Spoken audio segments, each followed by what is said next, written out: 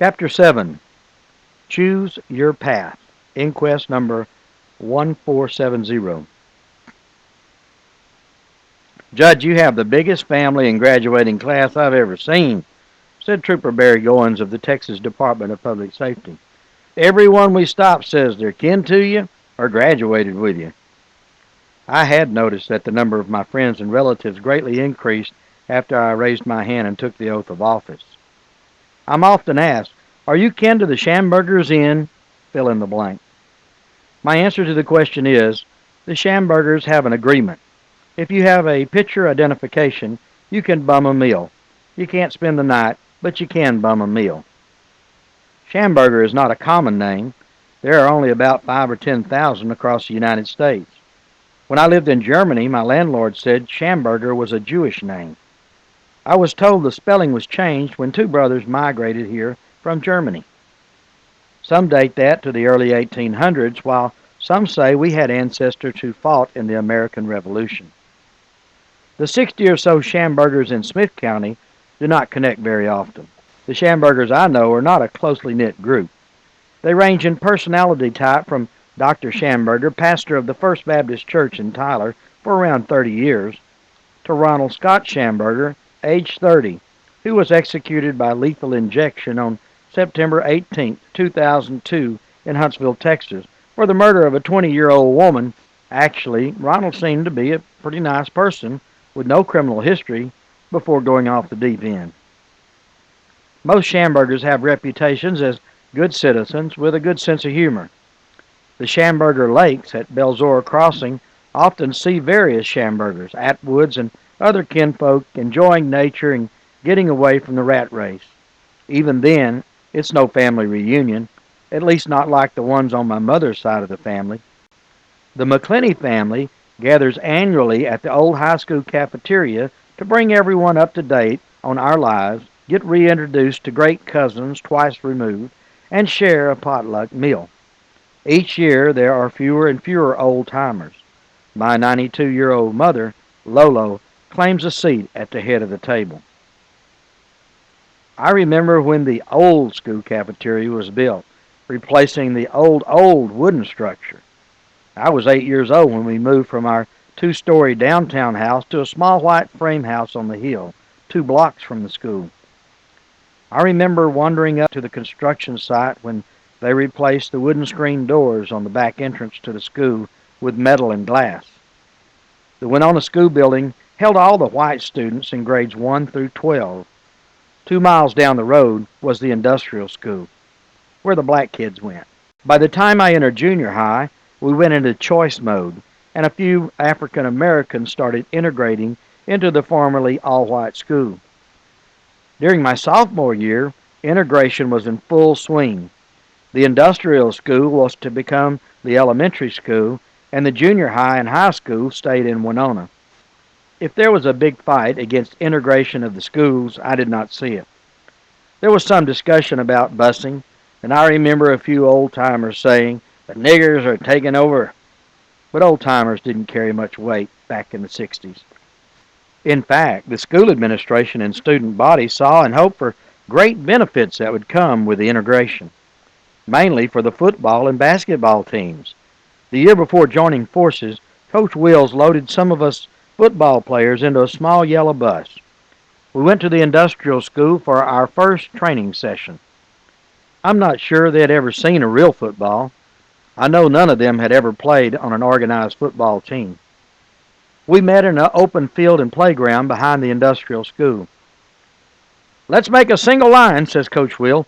And so the first challenge began. Side by side they lined up and continued to line up side by side while we tried to get them to stand one behind the other. Finally we got it across to them that we wanted a single file line. They did fine until one more complex coaching instruction came. Go down 10 yards and cut across, said Coach Wills to the group. Everyone turned to face him, creating another side-by-side line that expanded as they turned shoulder to shoulder, causing confusion until we finally got them again facing down our pretended football field. Coach stood with the football in his outstretched hands, pretending to wait for the snap. Hut one, hut two. He slapped the ball and stepped back, ready to throw the pass. To experienced football players, the slap meant go. To the players who were the prospective salvation of a losing football season, it meant nothing, or that maybe the coach was a little crazy. Go on, said Coach Wills, waving his hand. The first player took off and did not look back until he ran a straight 50 yards into the open playground. When he stopped and turned around, Coach did not throw the ball. Next, Coach yelled. 10 yards and cut across. Now, when I slap the ball, you take off. Hut one, hut two, slap. The next player figured the first player did something wrong, so he ran 50 yards and continued running, slanting across the field, looking back. The run changed into a trot as he circled back around into the group. Next. This one went 20 yards and cut across. Coach threw the ball. That was close, said Coach, but it wasn't 10 yards. Are you ready? He looked at an excited future all-district split end. Hut one, hut two, slap. Like a bullet, he was gone. We marveled at his speed. 10 yards. He didn't look back, nor 20, nor 50. You could see the excitement drain from Coach as this kid sped away. You could see Coach's puzzlement as he wondered just how far this kid would run. 130 yards later, he stopped. The red brick wall of the industrial school a yard or two in front of him. Two of the new players were brothers, Charles and Ernest Prince. I never called them black, Negro, or African Americans. I just called them friends. Just a note, when it came to basketball, they taught us how to play.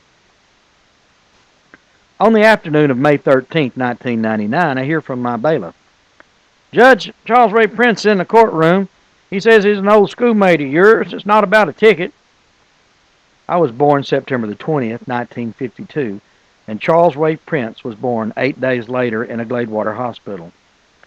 We grew up 3 miles from each other, but never met until our first football practice. As most high school friends do, we parted ways after graduating, but we both ended up close to home in 1999. He worked on a ranch with his father and his brother Ernest, who was almost exactly a year younger than us. The brothers were good-natured. Charles was kind of quiet, and Ernest had a big smile.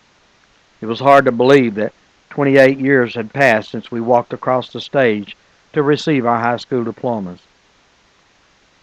Charles, what have you been up to? I asked, stepping up on the bench from the side entrance to the courtroom. Oh, nothing much, just trying to make ends meet.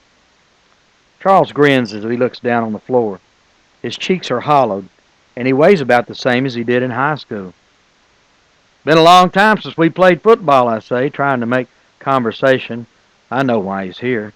3 months earlier, he had borrowed $20 and paid it back last week. I figured he was back for more.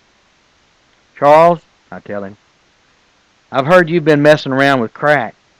You know that stuff will kill you. I think about the jail photos that I've seen. The first time they go to jail, the picture is that of a healthy man or woman, usually with a discouraged look on their face.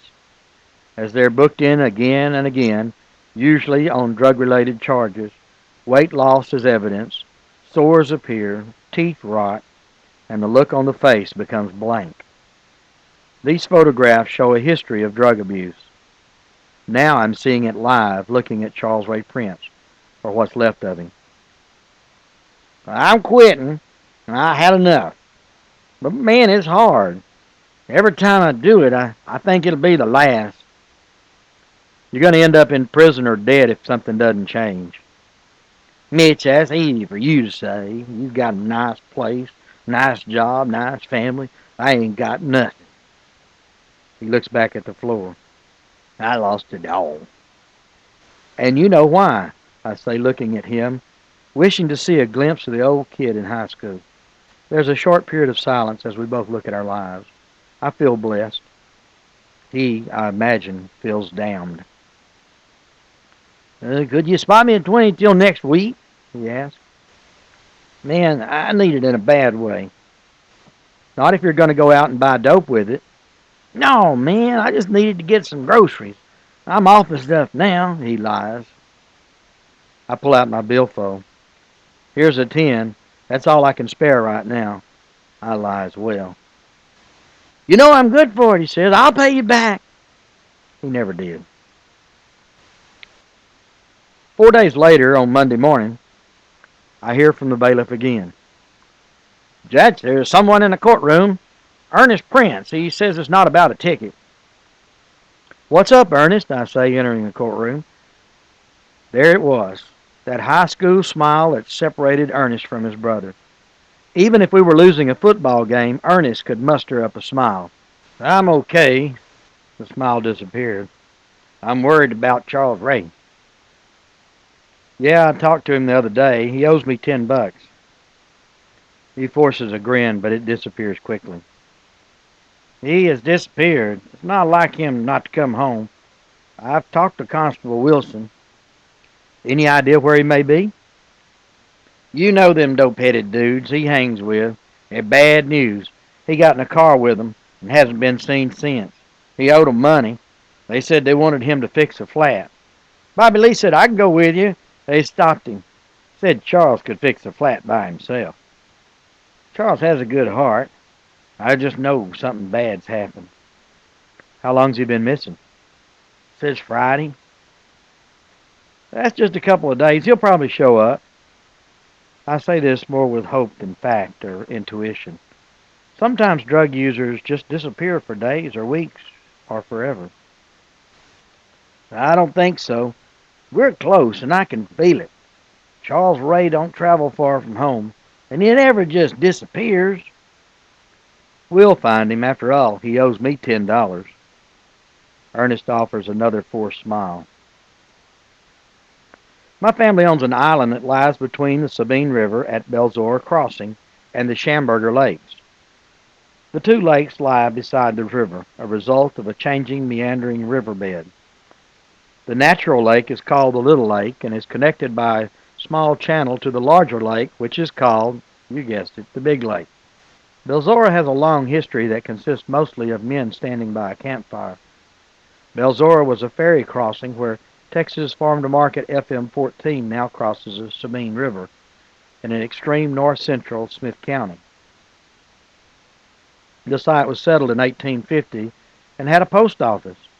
The only thing left of the city of Belzora is a Texas historical marker number 5423007705. On Monday, May 24th, 1999, I hear from Tammy, the dispatcher, at 11:30 a.m.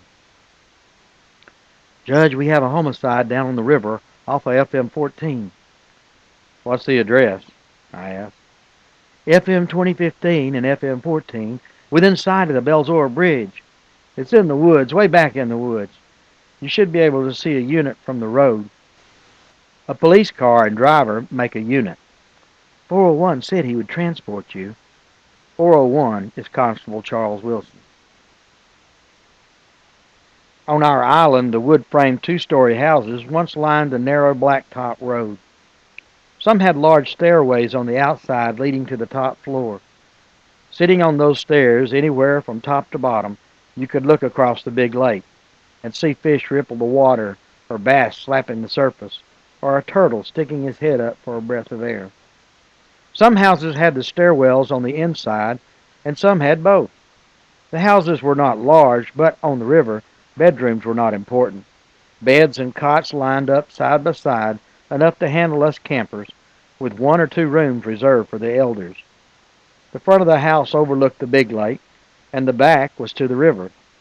The lower story of the house was designed to allow water to run through it during the annual flood season. This worked well for the flow of water, but not for trees and other large objects tossed around and carried by floodwaters. There are people in this world who do not need to be here. It's late at night on May the 14th, 1999. Come on, says Charles Ray Price. I'll drive. He's sitting in the car with Walter Paul in the driveway at Murtis Wayne's house. Walter's tired. He really didn't want to go to Murtis Wayne's that late at night, but Charles wanted to go, and beer is beer. One more beer, says Charles Way, chugging the beer he has in his hand. We got a long day tomorrow if I'm going to help you move. Soon after midnight, Headlights bounce as a vehicle drives towards Walter Paul's car.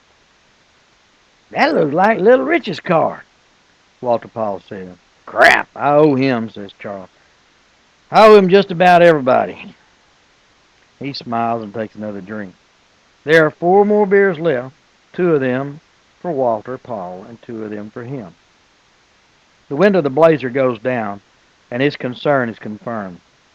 "Charlie, come on, get in, get in. We got a deal for you." It's Damon Richards, also known as Little Richie. He's 18 years old and has a reputation of a tough guy and a dealer. Charlie walks up to the car and sees the other 2 passengers. Benny Ray Calloway, Jr., his wife, and the stepbrother of Richards, who is black. Jackie Brown, also known as Creep, is 18. Neither has a criminal history. In the back seat next to Creep is a camera. The film inside will later develop into pictures showing them and others posing with their gang signs. A deal to Charles means crack cocaine. These guys may be bad dudes, but they always have some good shit. Besides, they're just teenagers, just high school kids, in comparison to 46-year-old Charlie Ray. "I'm broke," says Charlie. He had planned on giving Little Richard his $20, but he could only come up with 10, and that bought the beer. "I know I still owe you. You know I'm good for it." "No problem, man, no problem. We got a job for you. You can change out the brake shoes on this Blazer, and we'll call it even. Come on, we got everything we need to do the job." "I don't know. Tomorrow I'm helping Walter Paul move," says Charles. "How about we provide you with a little motivation? I have the rocks." Little Richie dangles a Ziploc sandwich bag by one corner. This makes the little cream-colored rock settle into the lower corner. Whoever invented Ziploc baggies probably had no idea that billions of dollars of illegal drugs would go to consumers neatly sealed within them. Crack cocaine comes in a crystallized form, or rock. When it's heated, it turns into vapor. When it is inhaled into the lungs, it goes straight into the blood. This sets off a chain reaction afflicting the whole body, but primarily it triggers the brain into feelings of grandeur. Charles trusts them because he has to. They're dopers, like him. He trusts in honor among thieves, so to speak. Besides, who cares about working off the debt?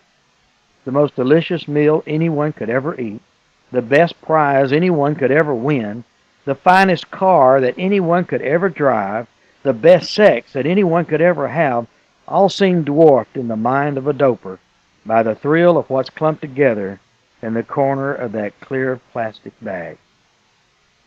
Charles gets into the Blazer. It's just a short drive to the Sabine River bottom. Walter Paul lies down in the front seat of his car and goes to sleep. He'll wake up the next morning alone. Some people live on the river and don't take kindly to a locked-up river house. We call them river rats. Their belongings travel with them in a flat-bottomed boat, often stolen somewhere upriver. They're not social people. River rats avoid people like us, people who just visit the river. They think of themselves as part of the river, like the squirrels, rabbits, hogs, and deer. Those who come to visit the river hunt and kill the squirrels, rabbits, hogs, and deer. We learn not to lock up or secure the river houses. If river rats are hungry or need a place to sleep, they will find it, even if it means kicking in the door and breaking into the cabinets. Like the wild animals, they avoid people and houses that are occupied. They're not looking for trouble. On the other hand, if they're treated kindly, the house unlocked and food in the cupboard, we would sometimes find replaced canned goods in the cabinets and little or no destruction. The Blazer bounces down the rough and sandy dirt drive and arrives at an old mobile home. The grass is high and a 55-gallon steel drum serves as a burn barrel. Benny goes into the mobile home to watch television, or so he says. They take out a crack pipe for a quick hit. A simple glass tube, a piece of copper, Brillo pad, and a butane cigarette lighter are all that's needed to turn the crack cocaine into a vapor. They enjoy the rush. In their mind, they go somewhere. They're not sure where, but it's better than here. and it feels good. They sit for a minute or an hour, no one really sure. "The brake shoes are in the trailer," says Jackie, as he returns somewhat to reality. Charles knows the trailer they're talking of. It's deep in the woods, a good place for a campfire and getting high. The logging road that leads to the trailer is just a trail. The only way to get there is by four-wheeler or on foot, and there's no four-wheelers. "Shit, anybody got a light?" "Torches," says Little Rich, and they proceed to get sticks and wrap the ends in old clothing, some left over from the burn barrel. With some effort, and possibly having dipped the clothes in gasoline or some other accelerant, they light the makeshift torches. 4 of them stand in a circle facing each other. They are excited to be in on the adventure. One will go farther than the others. They high-step over the grass and go into the wild. Like African hunters in a Tarzan movie, they flash strange shadows in the brush and trees with their torches. After 15 minutes of winding and turning, they come to a squarish clearing about 10 yards on a side. Pine needles carpet the area, making the earth feel as though it's a thick plush carpet, soft enough to sit or lie down on, soft enough to get comfortable, go tripping, or pass out on. They easily gather wood and brush and pile it in the charred remains of a campfire. Another 55-gallon drum is in the middle of the clearing. Beer cans from past gatherings are strewn around, and many covered by pine needles. An old trailer, 10 feet by 10 feet, borders one side of the clearing. Brown rust has taken over the white paint that once covered it. The tires are gone, and it sits on the ground. How or why it sits in the middle of nowhere, nobody knows. Nobody cares. It must have been towed in when the road was more than a trail. It would take a helicopter to move it now. "I gotta pee," says Benny. He whips out his pecker beside the trailer. It happens whenever he drinks beer. "The brake shoes are in the trailer," Little Rich says, motioning to Charles to open the heavy door. Working on the farm with his dad and brother has kept Charlie in shape. Hay baling and hauling and tossing 50 and 100-pound feed bags all day builds muscles like working out in a gym. Crack has taken away all of his body fat, and his muscles are well defined. The boys have seen his strength before. Charles is friendly, but you don't want to piss him off. Like most people on drugs, he can be unpredictable. He turns his back to Richards and opens the door. Little Rich pulls out the 9-shot 22 caliber pistol. Charles tosses the latch open and swings wide the heavy doors. He turns around. It's dark, but the firelight reveals a pistol leveled point blank at his chest. Charles feels the impact of the bullets hitting his chest. It doesn't hurt. It feels more like someone pushing against him. One bullet lodges in his spine, stopping all the feeling from that point down. He does not feel his legs as they fold beneath him. He collapses to the ground and rolls to his back. He is breathing, but does not seem to be struggling for breath. His eyes are open, but he sees only a tunnel made of light. He knows his time is near. He hears nothing as 1,000 thoughts rush through his mind. He does not think about who shot him or why. He does think about how the big problems of his life no longer amount to even a little hill of beans. He's surprised that he feels no pain. He thinks about what his mother told him about Jesus and heaven so long ago. He wonders about what the preacher said before he walked down the aisle of the Mount Olive Baptist Church. Is it as simple as a child saying, "Jesus, I want you in my heart"? Is it really enough to get him through the pearly gates? Is this what amazing grace is all about? He will know in a minute. Benny hears 2 shots, or was it 3? He quickly tucks himself back in and zips up while rounding the corner of the trailer. 4 steps later, he sees Charles dropping to the ground. Charles rolls backwards to lie face up. Benny sees little Richie and Jackie bend over Charles, holding their torches close to his face. Their faces are also glowing. Charles's eyes are open, but he cannot see the evil faces looking down upon him. He sees only light. The others intently watch his eyes, the light of the soul, waiting to see what it's like to die. "What do you see? How does it feel?" Little Richie asks. "Come on, man, talk to us," Jackie implores. "Tell us what you see. How does it feel to die?" Charles says nothing as his breath softens and the light fades from his eyes. The real destruction to the river houses came from the river. Semi-annually, the 30-foot wide river would rise up the 20-foot high bank to spill over into the two lakes. Some years, the spring rains would add another 10-foot rise, which would put the river into the houses, leaving a muddy mess to clean up in the summer. One by one, the old houses came down, giving way to the river, which had been traveling this course for thousands of years. It does not take long for a roof leak to turn wood into rot in the humid river bottom. Now the river is controlled by lakes and dams. Still, it overflows, but not like it used to. Small wooden frame houses now sit where the majestic two-story houses of my youth stood. A campfire occasionally burns by a travel trailer sitting next to the swimming hole. "Hot damn, we did it," said Richards. He points the gun at the corpse. "Now we're even, motherfucker. That son of a bitch is dead. We killed him." The torch flame flickers as he dances a victory dance. Benny only hears one word. We. What the hell have we done? Benny has never been this close to this kind of trouble. Sure, he wanted to be a gangbanger, to fit in. He wanted to be somebody. He's been around when unlawful things have happened, but he's never even gotten a traffic ticket. "Hell yeah," says Brown, "we did it." The two look at Benny, who is decidedly not dancing like a wild Indian. Benny looks at the pistol, and it only takes a split second for him to realize what friendship means in the hood. "Hell yeah, we did it," he said. He'd gone too far to turn back now. No one enters life with a desire to go to hell in a handbasket.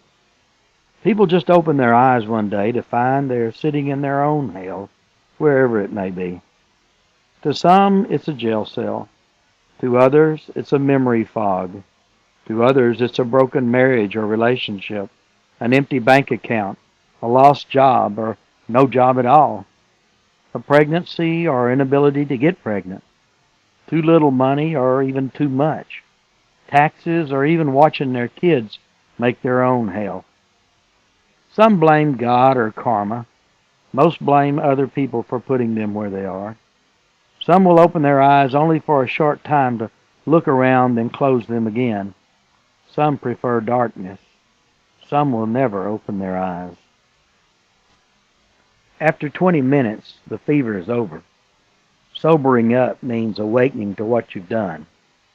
Charles is lying on the ground, and he's not getting up. The torches combine with other sticks and limbs to make a larger campfire.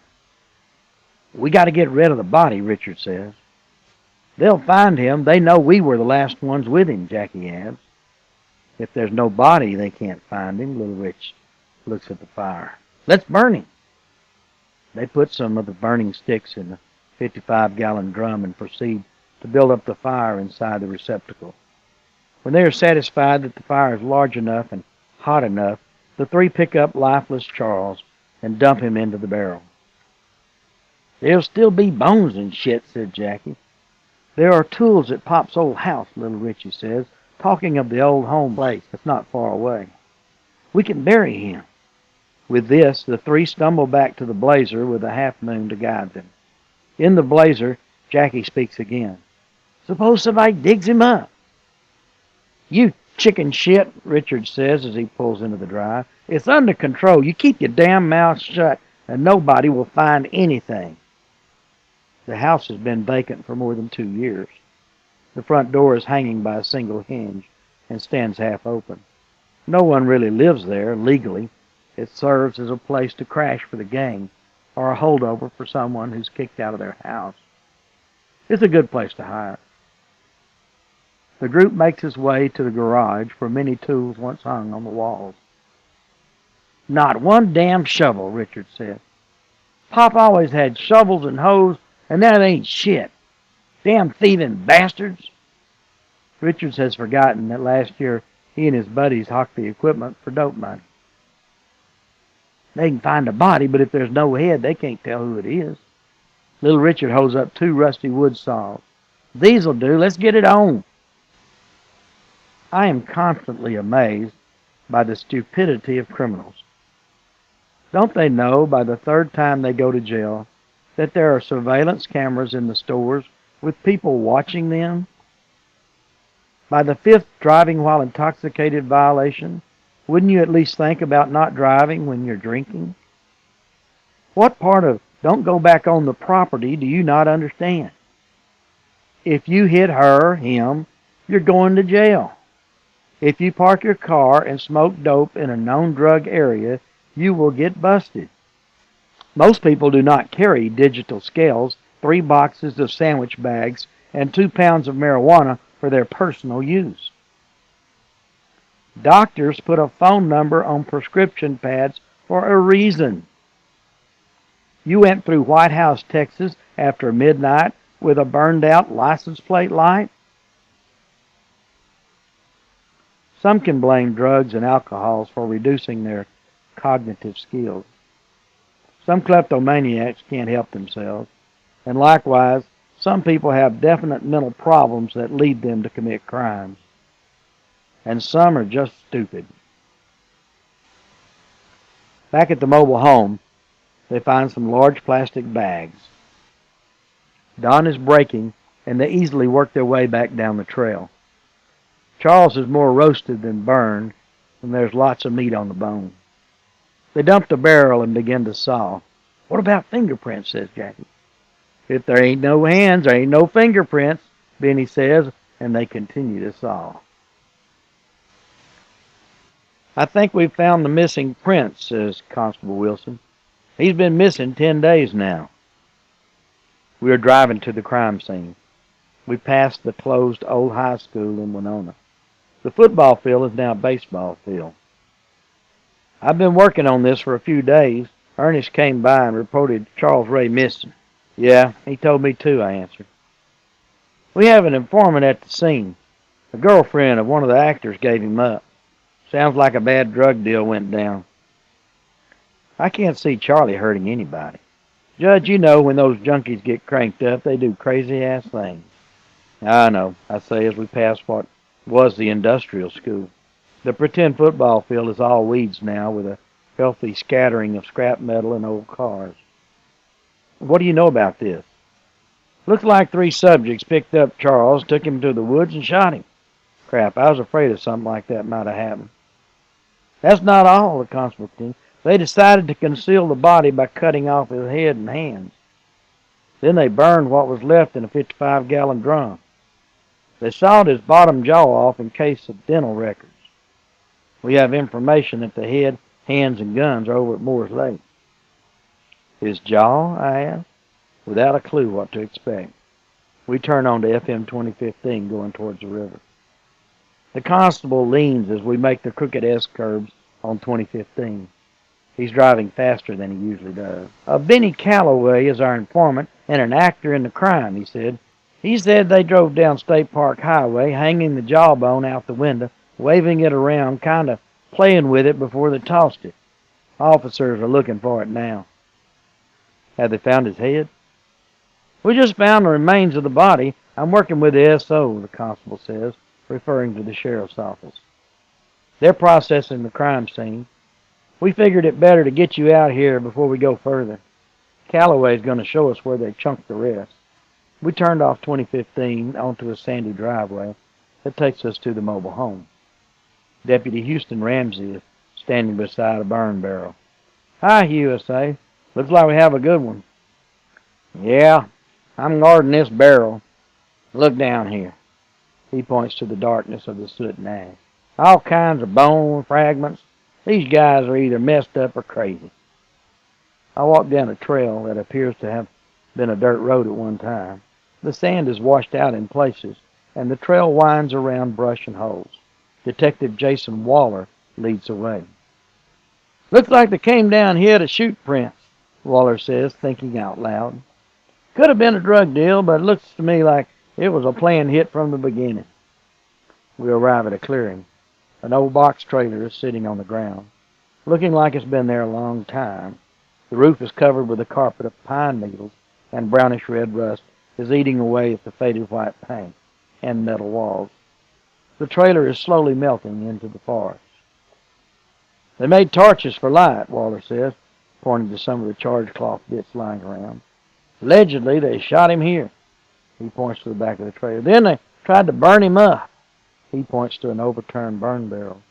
Sometimes during all this, they decided to saw him to pieces. We haven't found all the pieces. The animals did. We got bone fragments all over the place.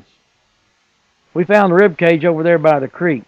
He nods towards an orange flag on a wire that marks the spot. Cameras are clicking.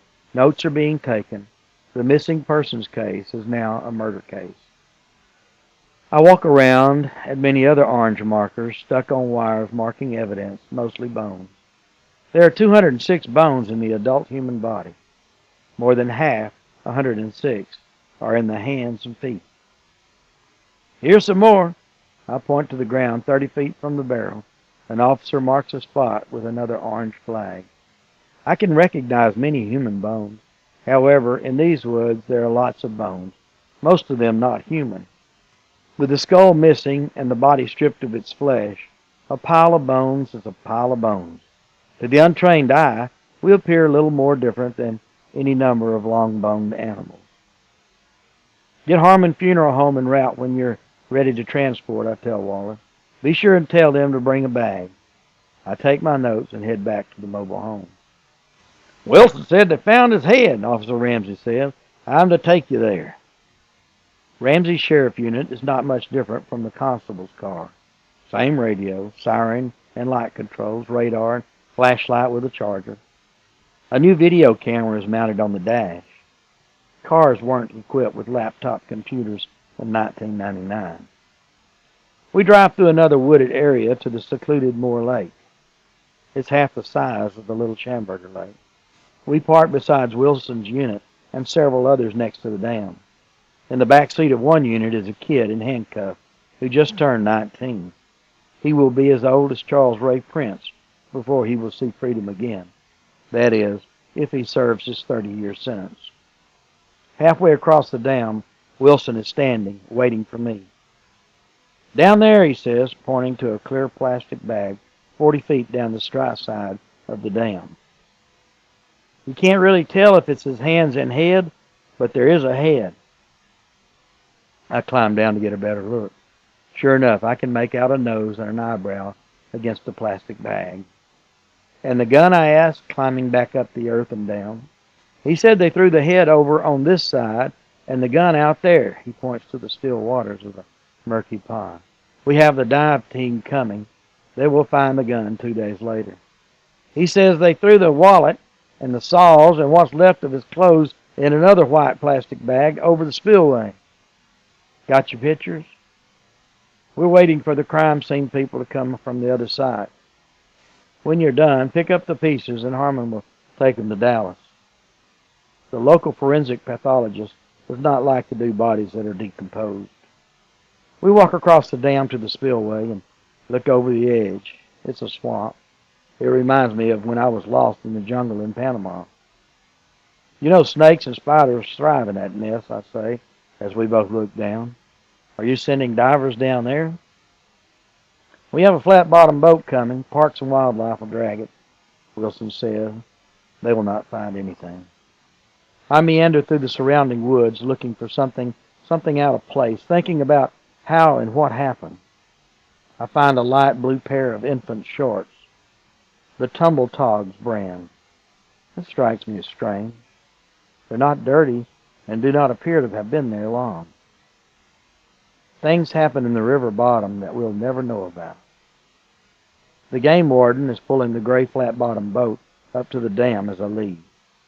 I arrive back at the Justice Court Center at 3:30 p.m. Detective Charlie Bakers from the sheriff's office is waiting. His affidavits and warrants are ready for me to sign. I issue 3 warrants for murder. 1 suspect is in custody. I wonder if Benny will get special treatment for his confession. He seems to be the one with regrets. He also fears for his life. You know, we may not have broken the case without Benny, I tell Ernest Prince. Don't you think he deserves a break? Not at all, says Ernest. They went together to find my brother and kill him. They all knew and planned it together. Any of them could have stopped it at any time. He's as guilty as the one who pulled the trigger. They're supposed to let us know when parole time's coming up. Judge, there are people in this world that do not need to be here. An attempted carjacking on May 27th yields suspects' descriptions that match the two remaining murder suspects. A search with dogs leads to Demon Richards II and Dorothy Richards, parents of one of the suspects. A short time later, Tyler Police Department receives information that both suspects were at a residence at North Bodart Street. Richards was arrested as he fled the residence. Brown was able to escape.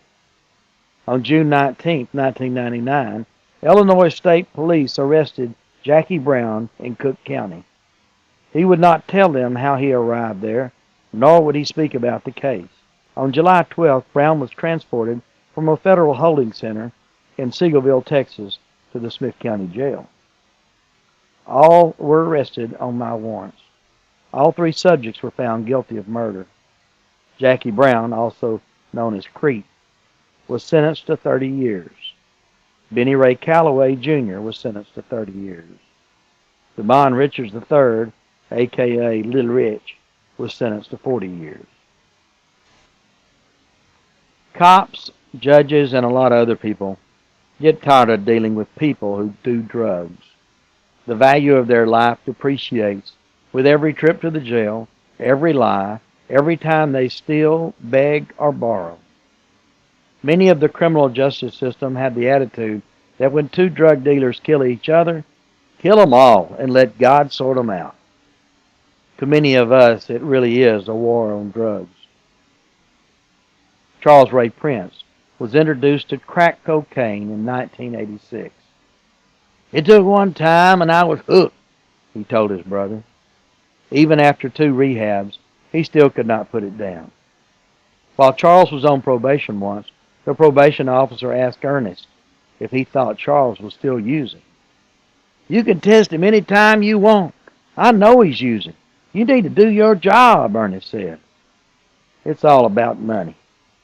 What Ernest means is that if Charles tested positive, he'd go to jail. And if he went to jail, he would not be able to send the $40 a month probation fee. Ernest thinks that the criminal justice system is more interested in that $40 a month than putting Charles behind bars or helping someone change their lifestyle. Besides, he'll never quit. And if the drugs don't kill him, the drug business will. I came to a doper's defense several times as we looked for bones. "Damn dopers got fried brain syndrome," one of the searchers said. "There's hell to pay when you play with the devil. He probably got what he deserved." Charles Ray was my friend, I say. Yep, you're right, Judge. Nobody deserves this. End of chapter 7.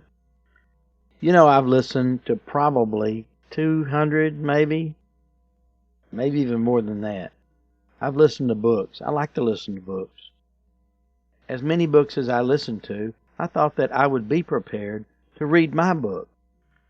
After all, it is my book. I wrote it. I know the words. Went over them 100 times. It took me 2 years to write this book.